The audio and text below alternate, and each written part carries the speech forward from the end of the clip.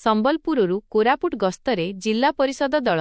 ସମ୍ବଲପୁର ଜିଲ୍ଲା ପରିଷଦ ଅଧ୍ୟକ୍ଷା କୁମୁଦିନୀ ନାୟକଙ୍କ ନେତୃତ୍ୱରେ ଏକ ପ୍ରତିନିଧି ଦଳ କୋରାପୁଟ ଜିଲ୍ଲାର ବିଭିନ୍ନ ଅଞ୍ଚଳ ପରିଦର୍ଶନ କରି ନିକଟରେ ଫେରିଛନ୍ତି।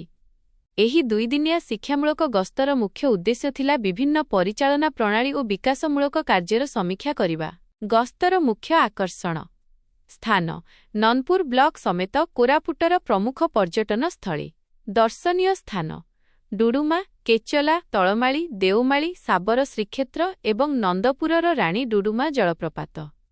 ପ୍ରାକୃତିକ ସୌନ୍ଦର୍ଯ୍ୟ, ଐତିହ୍ୟ, ସାଂସ୍କୃତିକ ପରମ୍ପରା ଏବଂ ପର୍ଯ୍ୟଟନ ଉନ୍ନୟନ ପ୍ରକଳ୍ପର ଅନୁଧ୍ୟାନ।